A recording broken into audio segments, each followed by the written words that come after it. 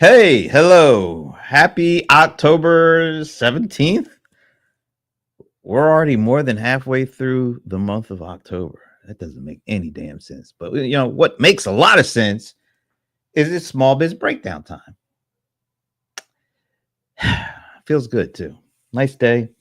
I get to break out my brand new Rams hoodie because there's a little chill in the air, so I felt like it was necessary to break out my brand new Rams hoodie. It looks so good. Anyway, let's get into it because guess what? A lot of stuff happened. A lot of stuff usually happens. But we like discussing some of that stuff.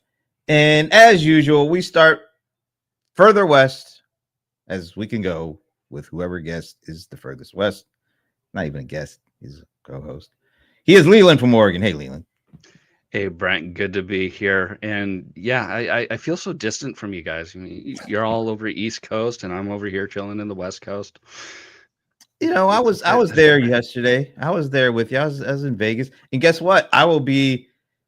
It's not even San Francisco. I will literally be the furthest west that you can get in the continental U.S. I think because I will be in Half Moon Bay at the Ritz-Carlton next week for a conference, and that is literally on the cliff. Like you could literally jump right in the Pacific. Not that I will try to do that, but I will be so far west that I could almost dip a toe in the Pacific. So too bad some time. Go down the stairs that they usually have. Whatever. I'll do that, but unfortunately, I'll be back here by Friday, so I won't be able to introduce myself as the furthest west. But anyway, let's move on. Let's get to I was gonna say the heart, but I don't think it's the soul of rock and roll. It's something I never get it right. All I know is all the way from magical Medina, it is Madam Mic Drop herself, Evena Taylor. Hi, everyone. Hello from magical Medina. We are Halloween ready in Hallmark Town. Cleveland is rocking, and it's a lovely day. Good to see you all. I've heard that about Cleveland. Something like Cleveland Rocks. Cleveland Rocks. They're rocking. Yeah. We're getting ready. Our little town. It really is Hallmark Town. We are getting ready for the Halloween pub crawl. We have like a local Black Cat bookshop that's actually brought I don't know, I thought I heard somebody say 10,000 people to our little downtown. So it's just been small business is rocking in the heartland. Small business is rocking. Wait a minute. I didn't think you were the heartland though. You used to chastise me for saying going to our nation's heartland, and then you just said it. And I just said it because, if you can't beat them, join them. Okay. Nice comeback. I still think you chastised me too hard when I said it. But anyway, I digress. All right. Usually this time we would go to our nation's capital to see how things are doing with Shashi Bellamkonda, but unfortunately today he is under the weather. So we hope that he feels better soon, and we get to see him next Friday.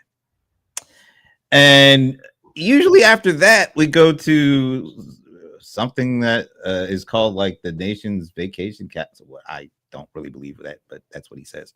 And Ramon Ray would be, hyping that up. But unfortunately, he is not with us today. So we are down 2 members. But guess what, folks? We're not going down 3. We are going to, here, because he lives in Atlanta as well as I do. He is the cold one. Some call him the bold one. More and more people are calling him the old one. He is John Colder Ice Lawson. What's up? Do you get some kind of ad fee for your drinking and holding up your mug with whatever brand is on that thing? Or? No, this is Christmas mode. Oh, Christmas. It's Christmas time. Yeah. Welcome to Christmas time. Do not be we that still got person. Halloween. Hey, I've seen the first Christmas commercial on television. It is Christmas season. Merry Christmas. Damn it. I thought that's what you were going to say because the way you were going there.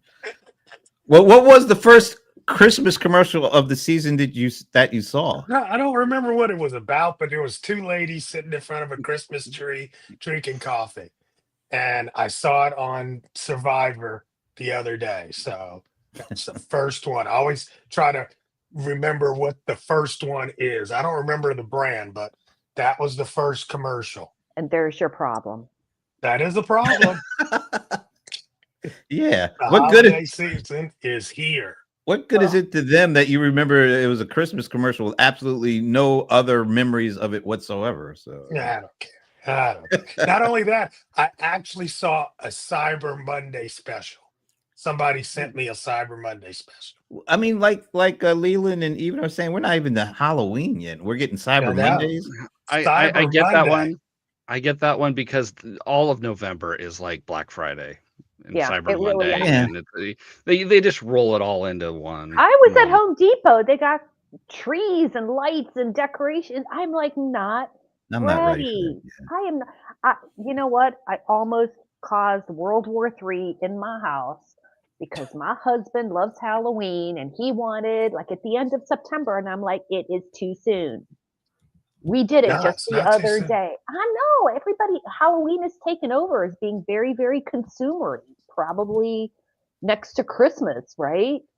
It's like Christmas Probably. decorations, then Halloween decorations. Yeah, People July are 5th, keep 'em losing their up. minds. July 5th. That's the day you put up the Halloween decorations. Oh my gosh. Good Lord. I want to go back to where like you decorate your Christmas tree on Christmas Eve. Oh, You know, God. I want to give Thanksgiving its due, and I want to give all of the holidays their due. I cannot do anything for like 40 some days. I can't. It's too much. you know what? It just dawned on me like Amazon Prime Day. What was that, last week or something? Yeah, 7 and 8. Yeah. I didn't hear Prime anything Day, like, about 3 a the month. numbers. Has Well, anybody heard we- about the numbers? Were they good numbers? I haven't heard anything. Our numbers were good. Well, that's good for you, but I'm, looking at the aggregate, usually they put out like some sort of a, we did this amount. I haven't seen or Yeah. heard any of that. Was it a good day, or was, generally speaking? I haven't I heard don't think anything it's about it. I don't think it's that important, exciting to them anymore. Well, I just did a I quick mean, search. that you have to put in.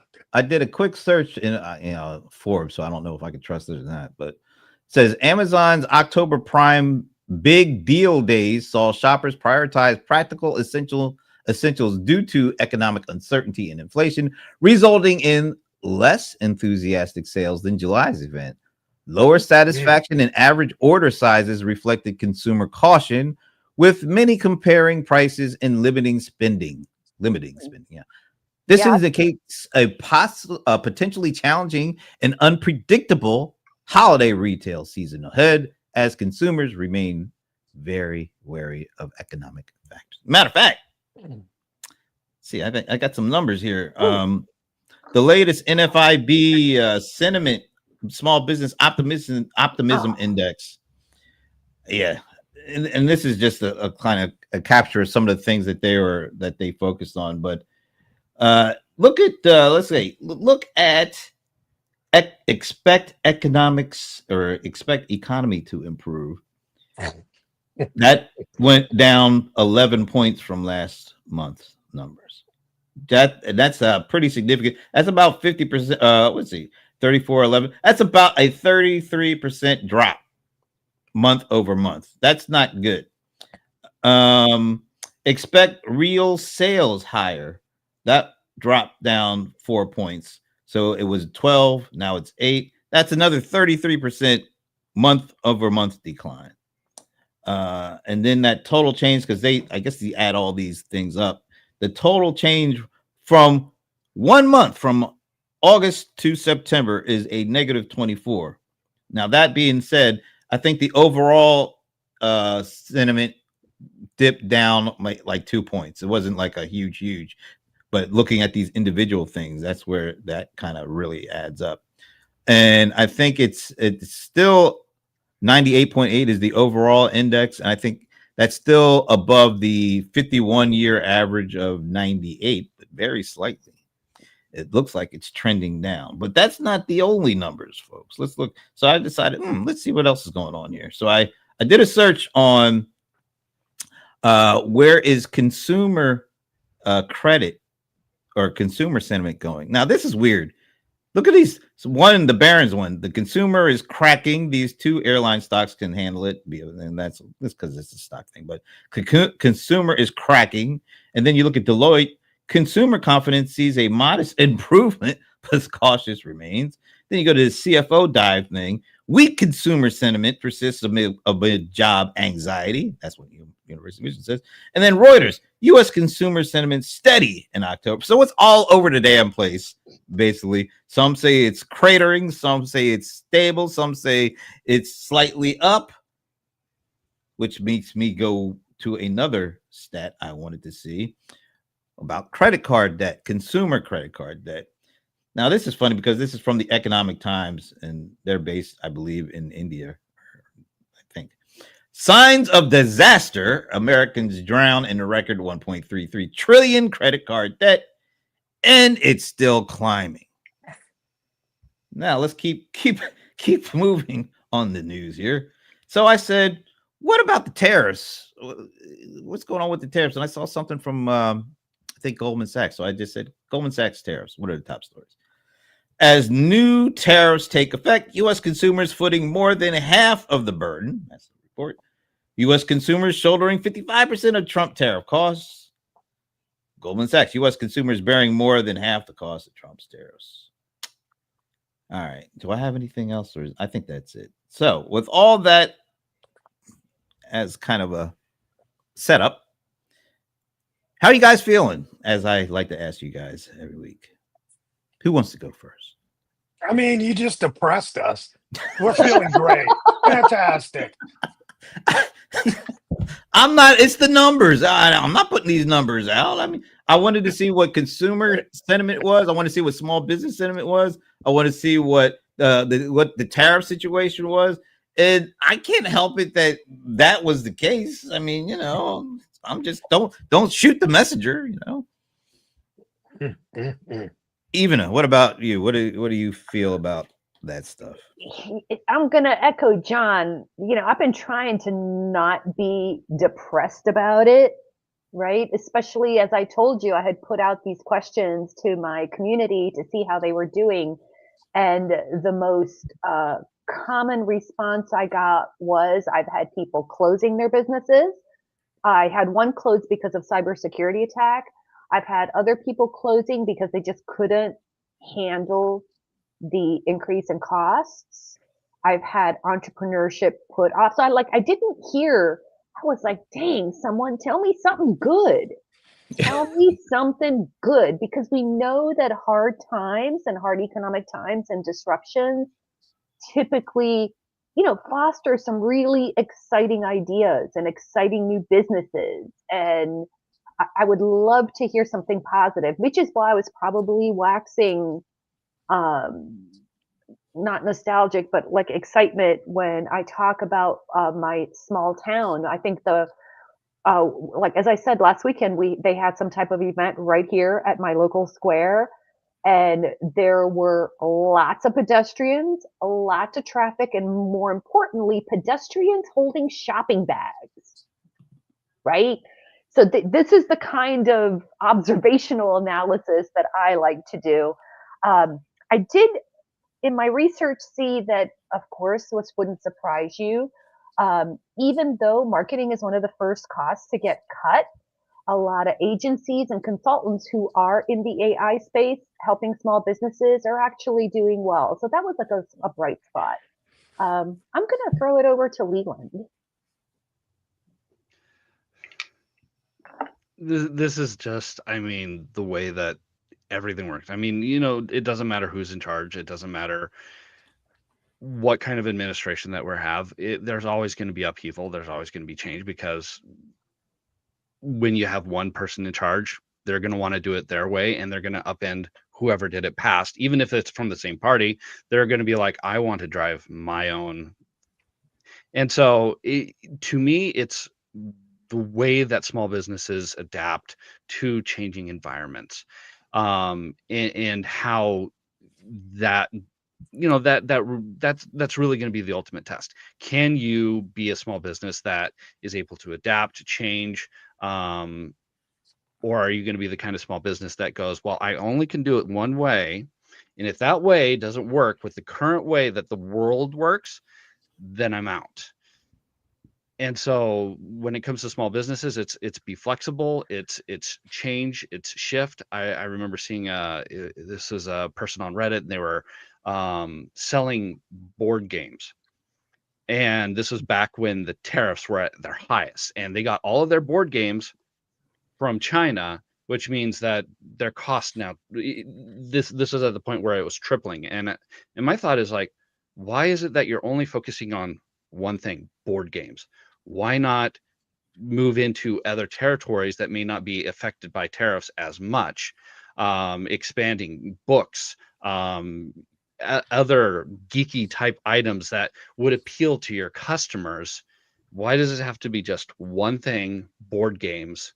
Adapt, change, because it doesn't matter who's in office. Things are always going to shift. Things are always going to change. I mean, we have like the story in New York where Mamdani is wanting to really ramp up the income tax. And that's going to affect a lot of people in New York. You have to be able to shift, change, and adapt, or else you're out. Someone who also wanted to add their sentiment here, our buddy Pierre, who says he is too sad to comment from. Hey, Pierre, if you're available to join us, since we are missing a couple of our regulars, let me know and I'll shoot you the link and you can join us. And you don't have to be in the peanut gallery. You can come right on and join us if you want. So just let me know, because we all know you and we all love you. So, and we all value your opinions.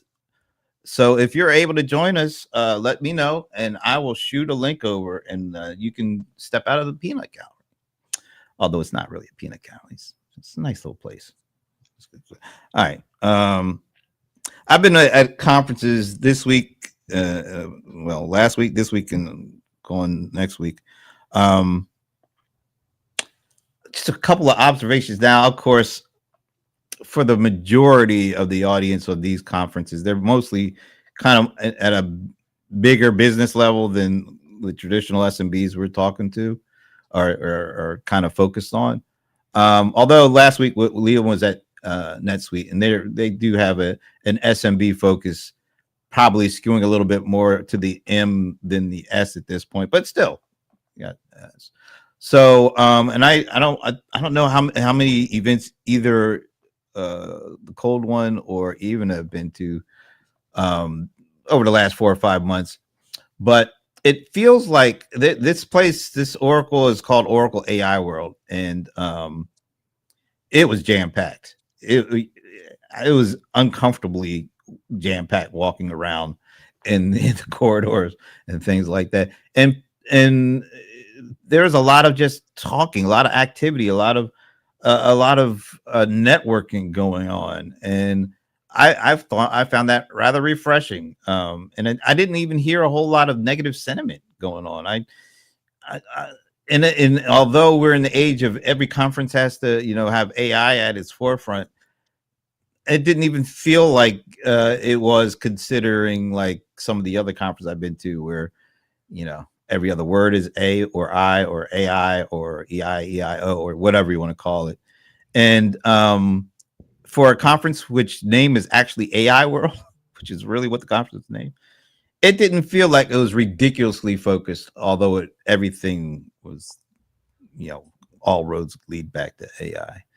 But net, so far, these last, couple of conferences I've been to, upbeat.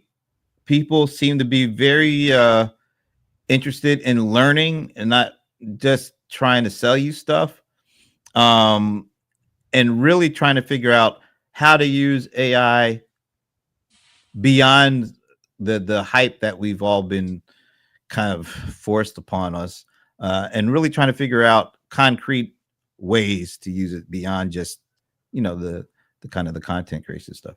Leland, do you give me? I don't know if we really got a lot of your take from last week, but what are you seeing as you go? And I know you're getting ready to go to another big one, Adobe Max. So what are you seeing, and what do you want to see when you go to a big conference like that?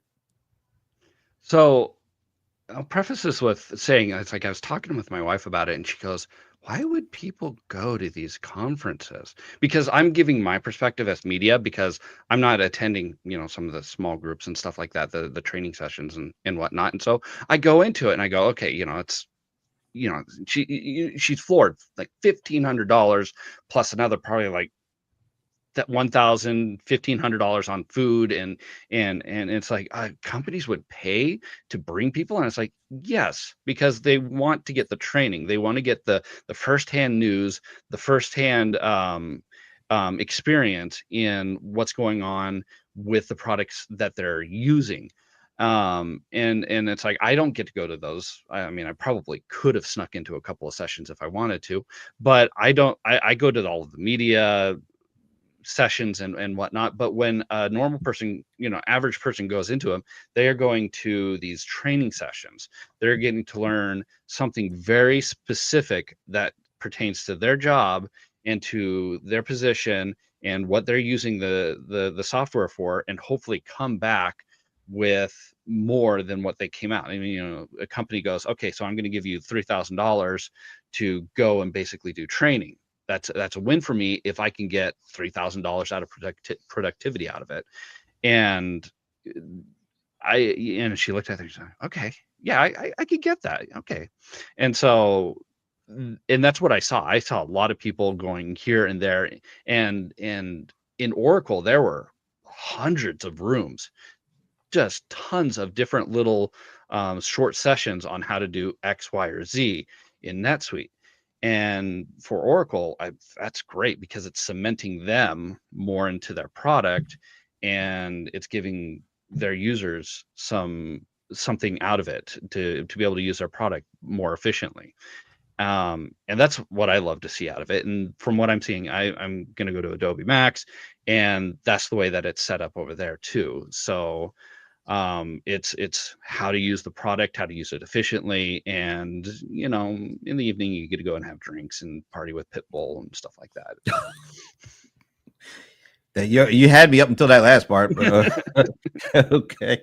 At the end of the day, that's what they're wanting. They're like, we're going to Vegas, baby. Do you think there's enough? I mean, this is not a specific thing to NetSuite and SuiteWorld, but just generally speaking, do you think there's enough substance around why you should do this, why AI is important to you, or what scenarios or use cases apply best to small business to get some immediate return? Or is it still just about AI, just nebulous kind of pie in the sky? Because to me, I don't think there's most of the conferences I've been to are still up in the pie in the sky and not defining the serious use cases that can really immediately provide some kind of return. I don't know if that means monetization, but at least some kind of return in terms of, oh, I can do more with less, or I can spend my time doing other things because I can use AI to handle this.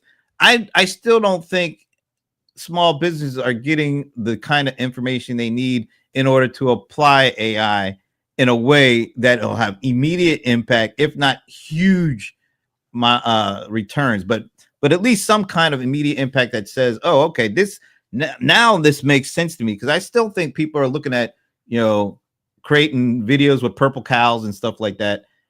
Not to put down purple cows. I love me some, what's that dude that writes about Seth Godin? He got a couple of his books, so it's not about that.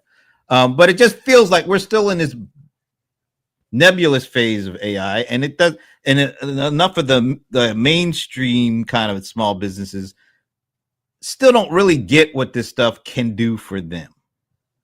You know who I think did it right? I don't know which of you, because it was a lot of people in Zoho's AI little overview that they do. They do a monthly Yeah, they didn't They do they one did a little yesterday or monthly something. thing. Yeah, they did one yesterday. I happened to be there. I don't know if any of you guys, Leland, were you there? You're Shit, usually I there. missed it. I missed it. Okay, well, I'm going to tell you the most exciting in Zoho. God love them. Sometimes they have big, like you were saying, pie in the sky AI things. But one of the thing they announced yesterday was exactly what you were talking about. That small business owners would eat up on a stick. But these are like stupid, simple, mundane AI features, like they introduced like Zia to clean your email inbox, Mm. right? So you could put like simple, let's call it rules in place. Like I actually do that with my Google, but this is like AI. Like, but here's a really cool one. If you get something in your inbox that looks like a prospect, right? That looks like it should be a deal, like it's coming from a customer or a prospect conversation. This little mini AI agent will identify that. Like, because I don't know about you. Now, I happen to run Zero Inbox, but I know most people do not. They've got hundreds, if not thousands, maybe tens of thousands of emails. So, what a fantastic, practical feature. And then like you can highlight that when the email comes in, you highlight and you can push it out to CRM. You can drop it into a workflow. You can like, but this is like stupid simple, right? This is like you guys were always saying, like it's baked in to the process, right? And they, oh my God, now I can't think of the other ones, but like that one stood out to me as like mundane, stupid, practical, and really useful to how small businesses operate every single day. Before anybody else jumps in, let's welcome our buddy Pierre DeBlaise. Hi, Pierre. Hey, Pierre. Hey, everybody. Can you hear me okay? Oh, we Yeah. can hear you loud and clear, brother. You coming in real Okay. good. Good morning. Hey, everyone. Thanks for joining us and making us a five-some where we're used to being a 5 or a 6-some. So thanks for jumping in.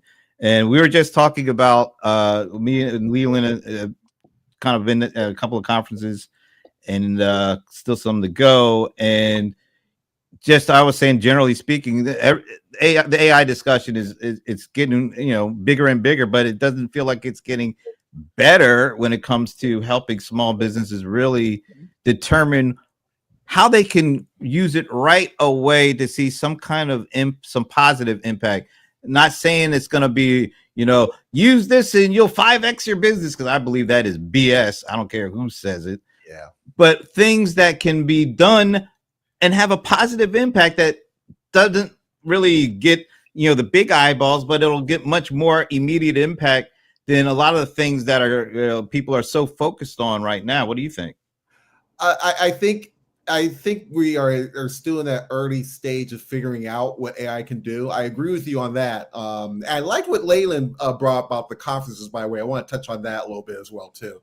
It's really is a sorting out, really. And that's always happened with technology, even for analytics, even for data, even for any sort of software.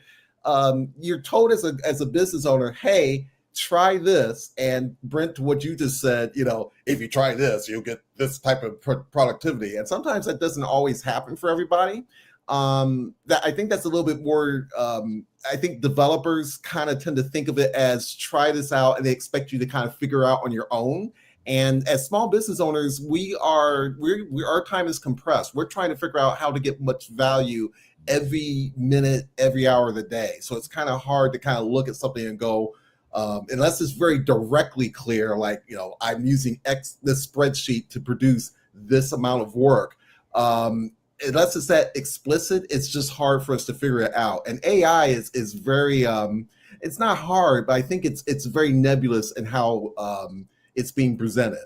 I will say this real quickly. The one thing that I think may be a saving grace that I'm seeing from AI now is AI projects. And these are just features that treat the AI questioning as a project. So you see that with Claude and ChatGPT. I think that's helping to sort out some things, and I think that will take off over the next year or so in particular. And to Leyland's point about the conferences, I think this ties in a little bit in some level. Small business owners are just looking for value right now. So they're trying to look out, if I go to this thing, what is the immediate value to it? And I think Leyland brought up a good point about conferences. yeah, they seem like, this sort of, let's just hang out and talk to these vendors. But the conferences that have, done work, that have workshops, and I can say from this past year, the best conference I did, they had workshops. It seems to be gaining some traction for people. I think everyone's trying to look for value because we're in this environment trying to figure out what we need to be doing. So that's my 2 cents on it. Do you think the virtual kind of aspects of you can now pretty much, at least in the industry I'm kind of focused in, every one of the vendors now has the virtual option for watching the keynotes and some virtual workshops as well. Do you think that is maybe a better option than paying for the hotel and the flight and all that stuff? Or do you think there's still a lot of value in physically going to an event right now? I think there's still value on going to an event, but I'm going to put an asterisk on that. It really depends on the workshop. I did Marketing Analytics Summit this past year, which was terrific. And I put on a workshop on just introduction to analytics. And you would think, and I and the conference holders thought this was going to be the least signed up. It actually ended up being the most signed up, basically.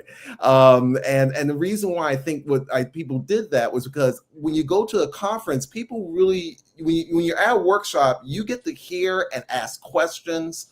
And I'm not saying you can't do that on a webinar, but there's something different when it's something that you are really committed to learn, as if you were, you want something that is not necessarily like going to college, but you need something where there's a dedicated space to it. And I think companies resonate with that a little bit more.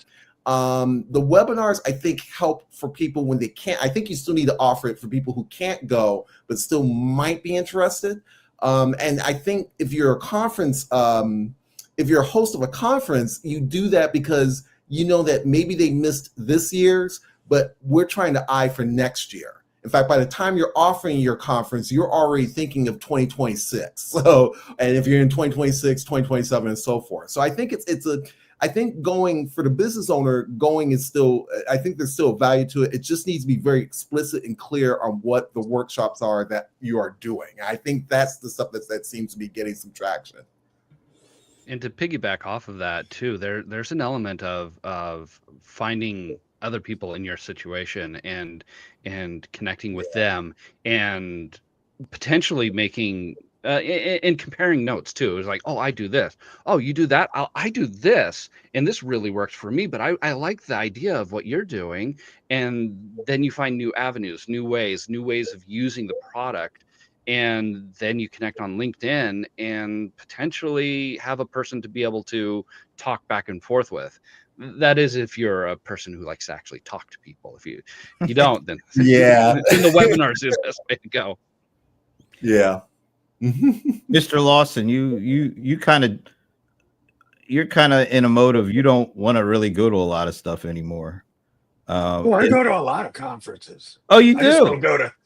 I just don't go to enterprise conferences. So I don't really have much to. Well, Zoho, you go to Zoho. I mean, that's the only one that I ever go to. But yeah. So you don't really go to anything for learning. You go for networking or speaking. I go to small business conferences. So that's okay. kind of where why do you go? Business owners. Why do you go to with each other or networking? Like you said. So it's networking, but it's also it sounds like it's like camaraderie too. Like those, it feels like that's your tribe. So that's why you go to that. Yeah. Well, I mean, being a small business is a lonely place to be. Yeah, Maytag repairman. It is. It absolutely is. I mean, because the things that we deal with, oftentimes you got to deal with it internally. I can't go to my team and let them know everything that's going on my side of things because I'm the leadership and I got to lead the team.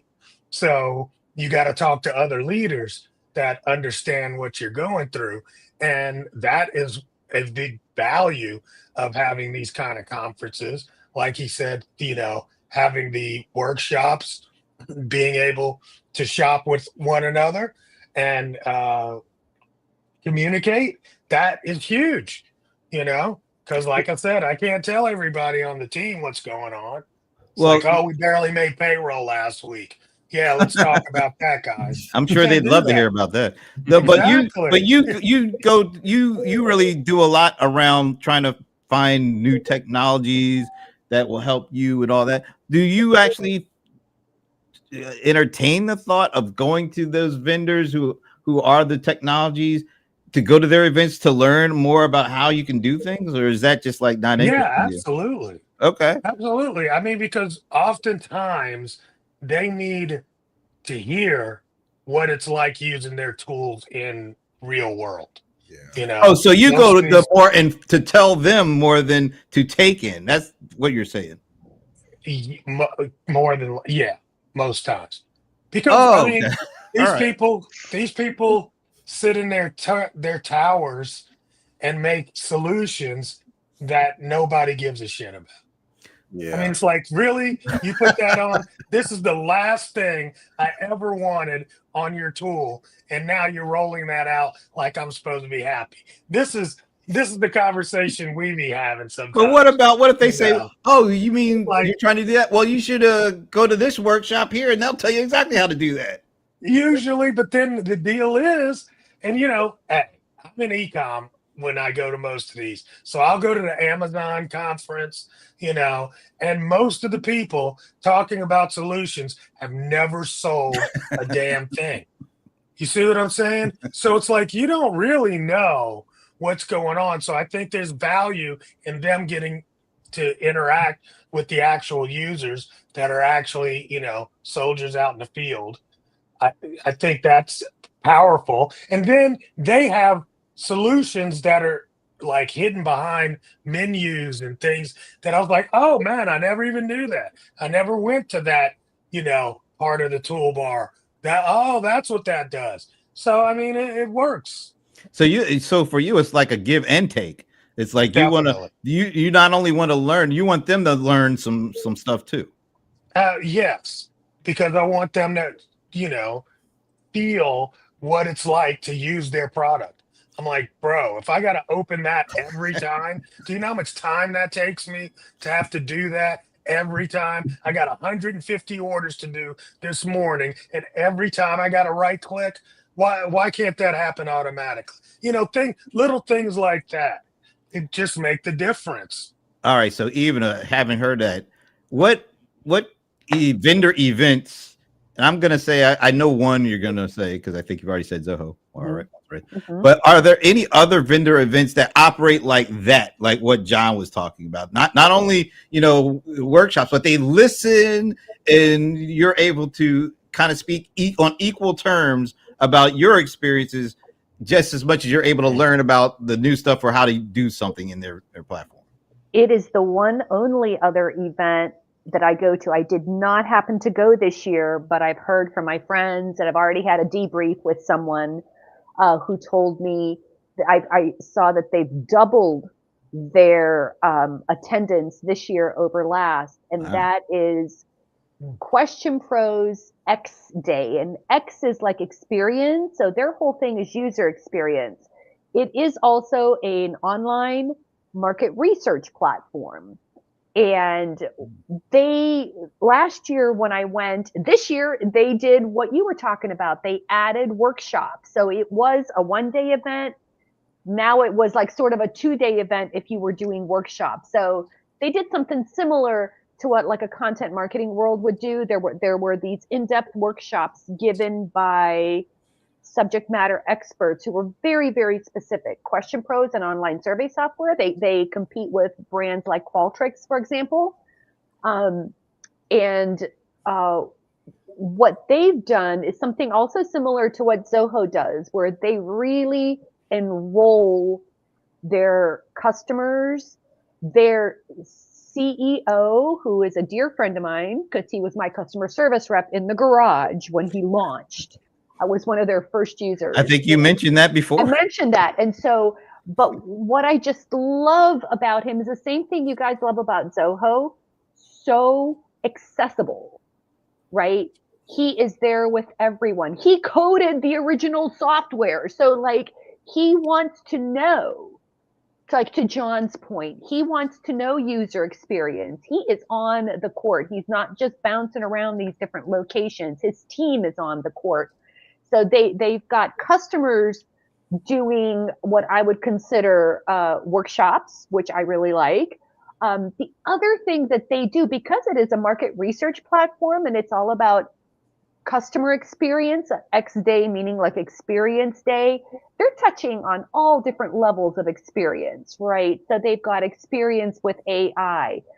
The one thing that my friend told me was the sort of undercurrent message, which I really love. They've always been ahead of the trend game, is employee experience. I know Vivek Bhaskaran, the CEO, has been on employee experience forever and ever. Why? Because he was an employee, right? Who started this business and coded it. So I think that's one of my favorite conferences. Again, whenever I am learning about a platform that I use, I can't say any more than John did, because that's how I am with Zoho. I'm a pain in their bum. When you're using a platform and you use it all day, every day, and you think certain things should be obvious.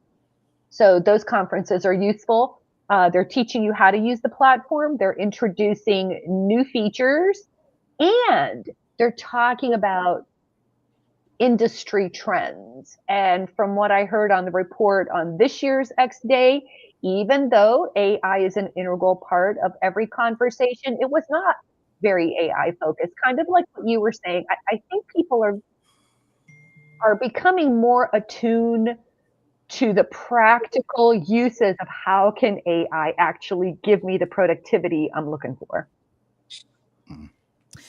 You know, that's I think that's something that maybe will evolve or is evolving. I think certain companies are so big that it's very hard for them to hear the individual attendee and be able to cater to that. But I think conferences that are supposedly really catering to SMBs, because that's what their business does. I think these are kind of exceptions to the rule. It feels like Zoho, of course, is its own kind of universe. But are most technology companies that are really catering to small businesses, do they operate like the conference that you just said, or is that an outlier? I think that's pretty standard. You know, It is. it's a user con. Yeah, That's what they're set up to be. They're user conferences.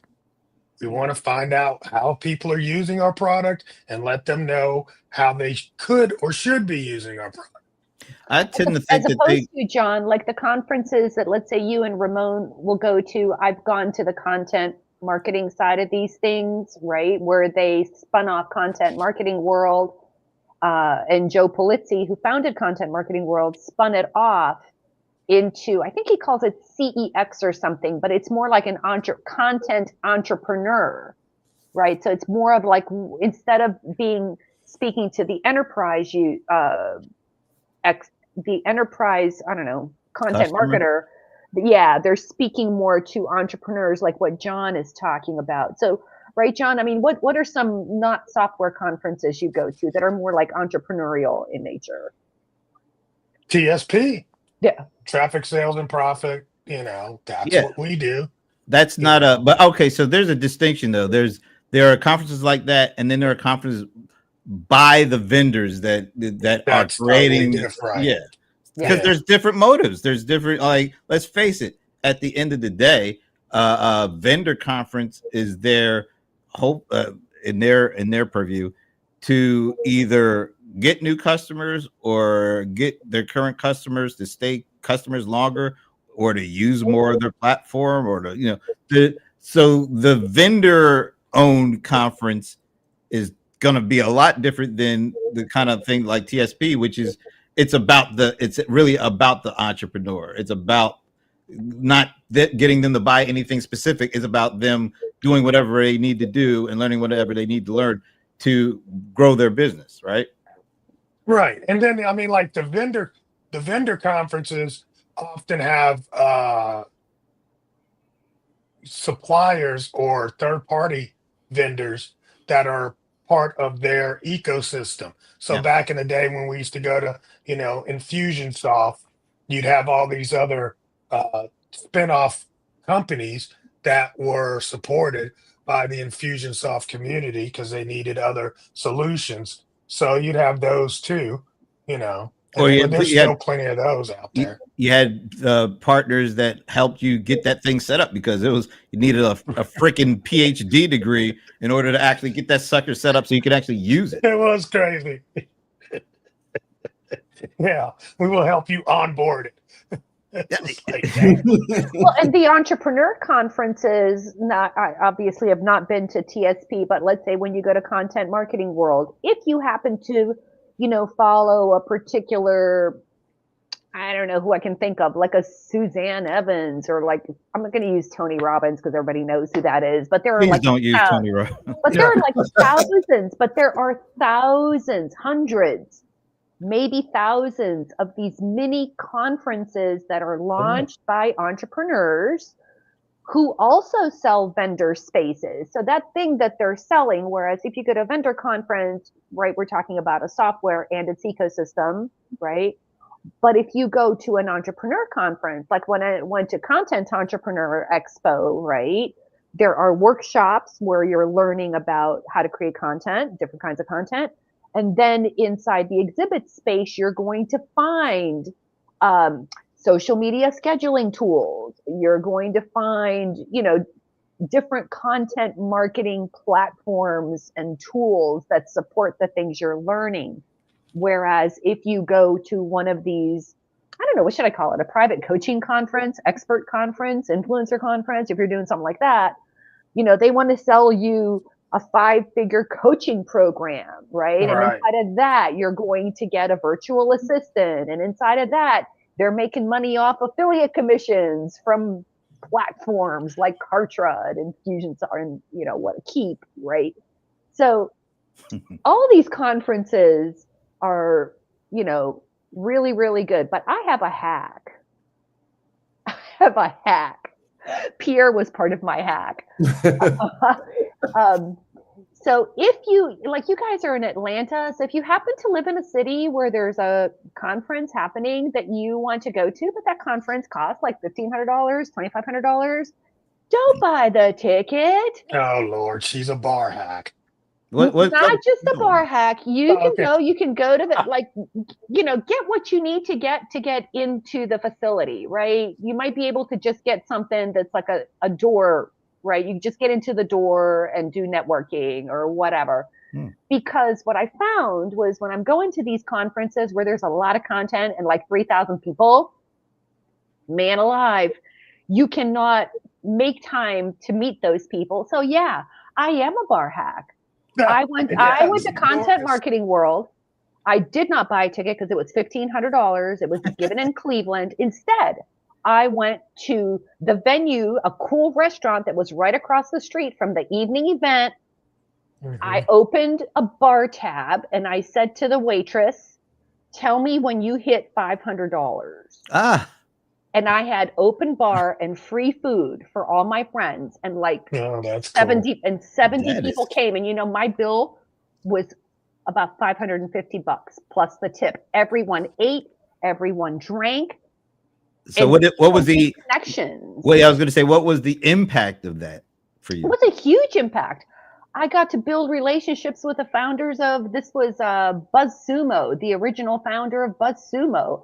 I got to see like all of our friends, like Andy Crestodina came, and what's her name? Julia McCoy came. And these are all like friends of mine who were just like you guys, right? We're online friends, but here we had the chance. People were talking about this the next day. They were like, "Damn, did you go to Butcher and Brewer? That was like awesome. There was drinks, there was food." I was a host because I was from Cleveland, and I would like had all this Cleveland food there. Like we had an awesome time, and I got to probably build some really amazing connections with people I never would have, just because the venue was too big. Yeah. Too many people. Let me ask you this. Did word ever get back to the actual host of the event about that? I did not compete with their event. I was into the space from after the conference ended, right? So the conference is over. And then the evening, let's say the conference ends at 5 and the evening event begins at 7:30. I was in that slot. Okay, so like when the entertainment portion of the event was going on, that's when you did your little thing. Yeah. Yeah. There was I no, That's the thing. I made it a point. I'm friends with Joe Polizzi. I would never, that goes against my integrity. I would never want to hurt something that was happening at my friend's event, right? I want that to be successful. So I just took that 2-hour slot. Now, if you wanted to hang out or you decided you were not going to go to that thing, that's your business. That is not my Right. business. Yeah. When people got their invitation, it was immediately from like 5 until like 7:45, 8 o'clock. And then their event was directly across the street. So, you know, you can So, come. so have you drinks. advertised that? Like you how did you let people know that you were doing that? A lot of my friends, like Pierre, a lot of my friends were speakers at the conference, right? So I knew once I got this idea in my head of what I was going to do, I reached out to my friends and I said, hey, this is what I'm doing. I sent an invitation. I think I just sent an email, just like you would like privately, right? I sent an email and I told them that they could bring whoever they want. And people came, like groups of like 5 and 8 people Yeah. came. I- I No, rented a bar for an eBay conference and did the same thing. Was that the aftermath thing?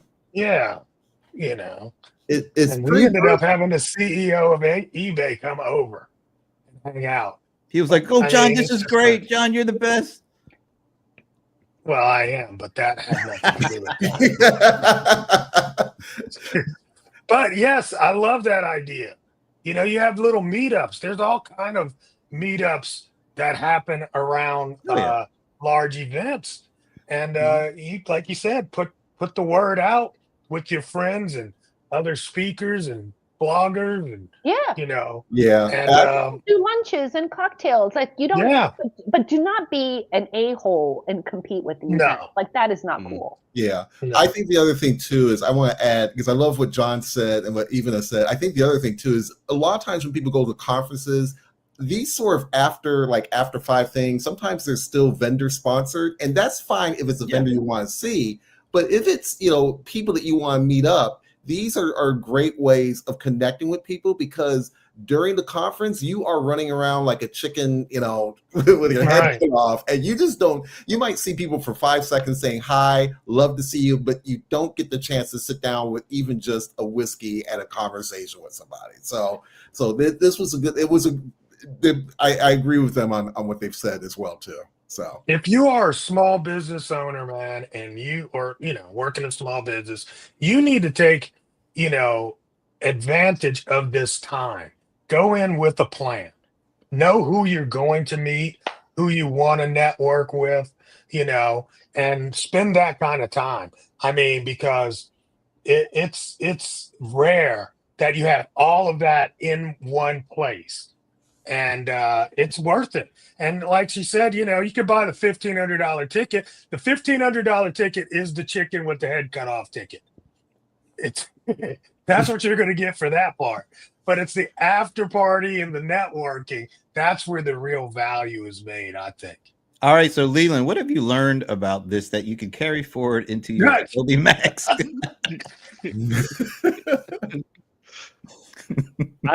I'm gonna be interested in seeing because Adobe, from what I've seen, is one of those companies that is like kind of like Zoho, where they're willing to actually innovate quickly. And they've added in a lot of like AI features and stuff like that. So I saw recently they added Nano Banana into like Photoshop, which is like a really new Google tool in Photoshop. And it's like, any other like big bulky company like IBM or something like that, it would take like a year to be able to integrate. And so I'm interested in that, but I'm interested in like seeing like what's the small business aspect of like Adobe and how can they kind of cater to the small businesses and see. I want to see like the people, and it's like, is it just a bunch of influencers with ring cameras? No hate on the ring camera. I've been around Oracle World with a ring camera and scared a lot of people. Or is there a little bit more, going on with it? That was funny. Yeah, because I know you're talking. I didn't know it was going to be a video. No, I'm not doing that. Okay. So there's not going to be a Small Biz Trends bar meetup? That's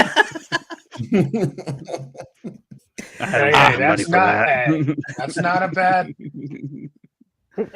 But see, 2026. See, I think what's going on would be if you could tell, like, if you could get your Adobe sponsors to let people know you're doing that and get them there. See, that's kind of your target is more the vendor community as opposed to the individuals. I mean, if you get the right individual influencers, then I bet the vendors will come. Like if you said, "Oh, Marquez Brownlee is coming," you're gonna have the CEO of Adobe coming in on that one.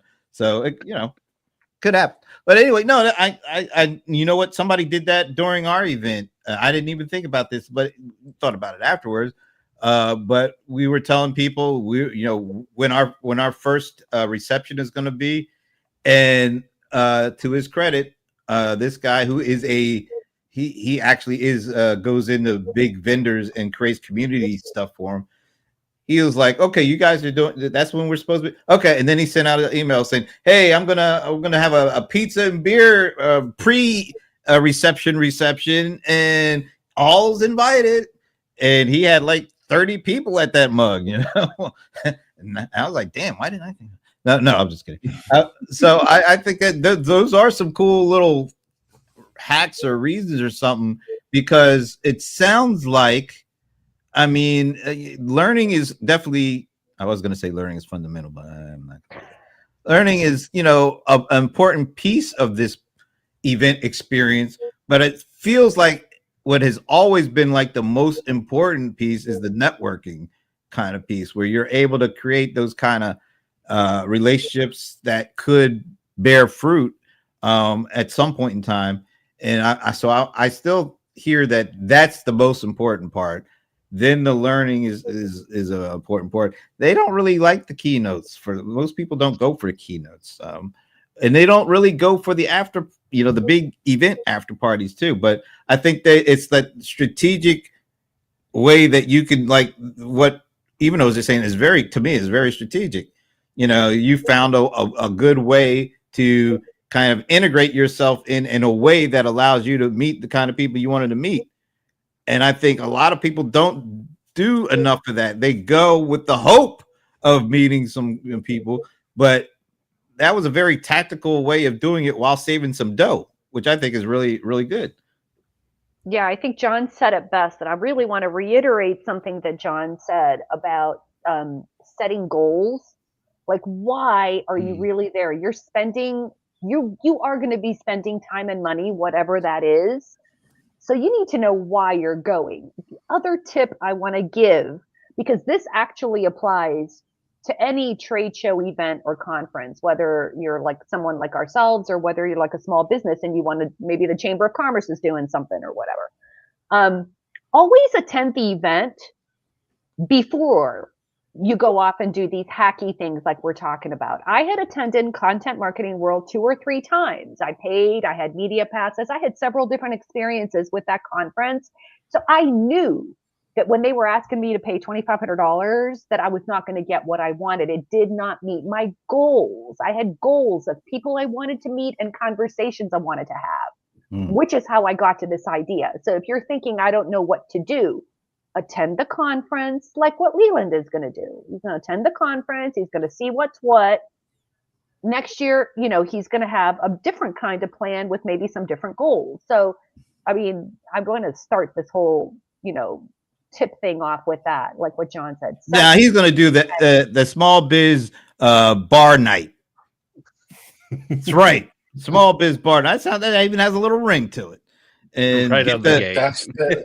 That's all Brent's really good for is naming things, and I actually like that. That's very good. Oh, wow. I actually like that. This was recorded, so I got it on video.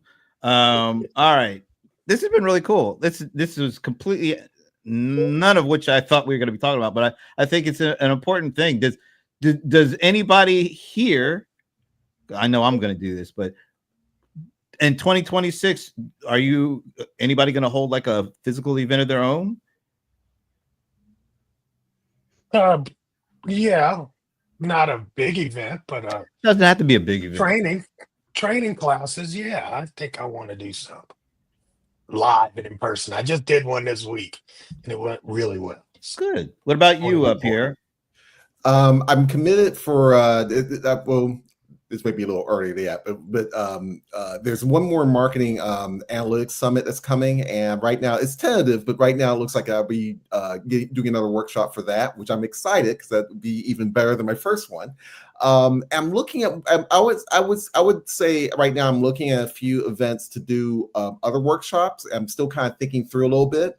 Many ones I've done have been a little bit more developer oriented. This one next year, the next ones next year are going to be a little bit more towards the small businesses because I think I can do this. The developer stuff was great, but I think the challenge now is that there's more things now I think I can do more efficiently rather than doing the conferences there. But I'm also thinking about maybe doing my own event after the marketing analytics summit as well too. Something just very get togethery because, like I said, like I mentioned with Ivana and John, I think it's important to network with people as best as possible. I think that's the real value of the conferences.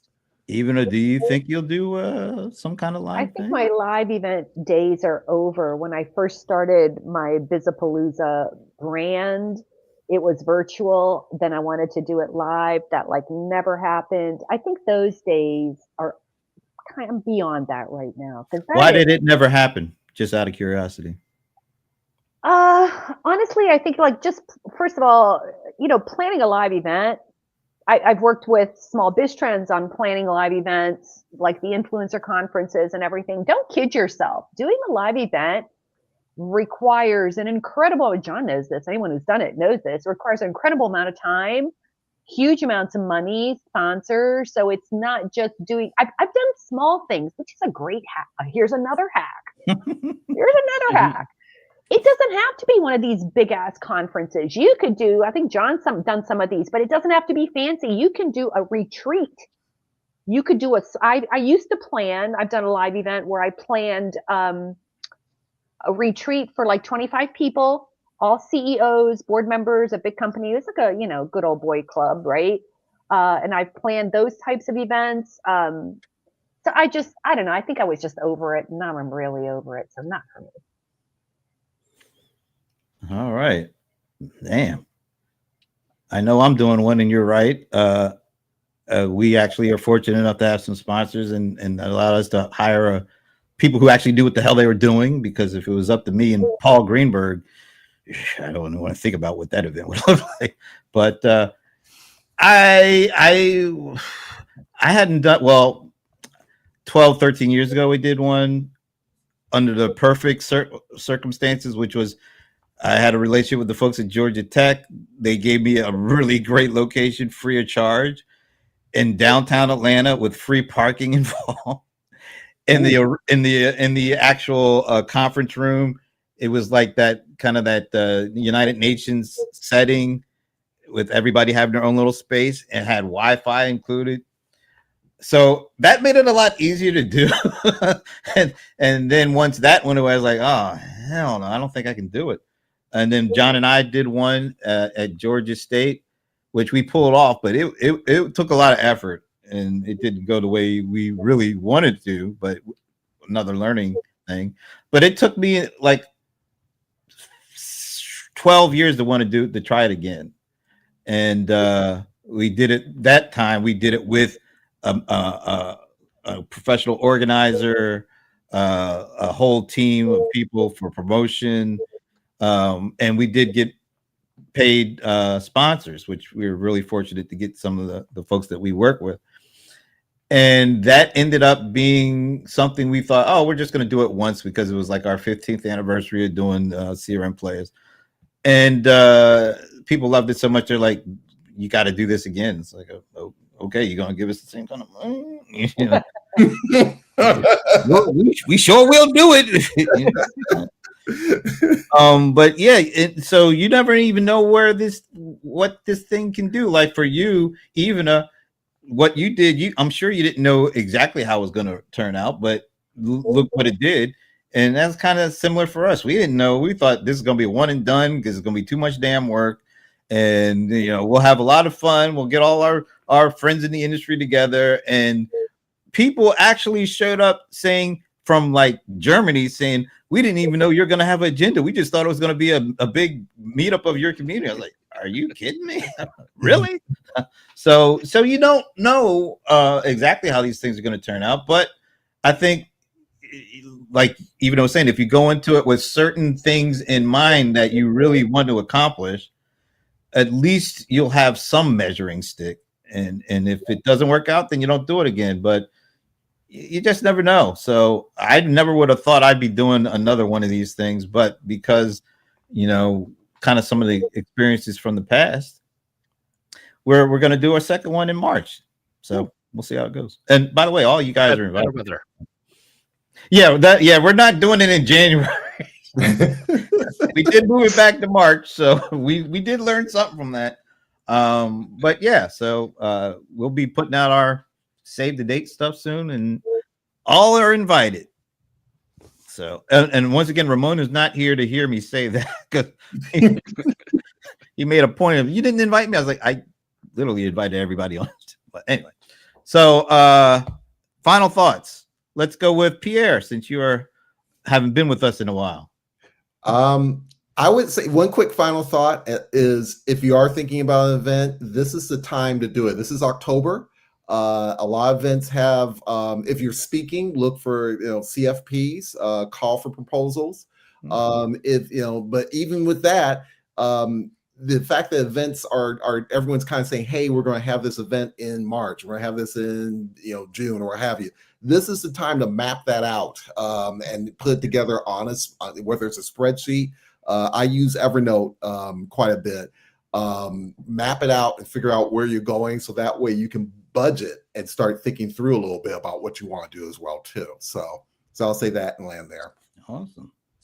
The man rubbing his hands like he's got something important to say. I'm freezing.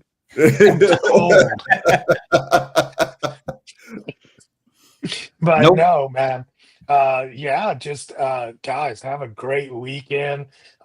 Definitely, like we've been talking about, if you are going to take that time away from your business, that's a lot of time, and spend that money, stay in that hotel, fly on that plane, all of that.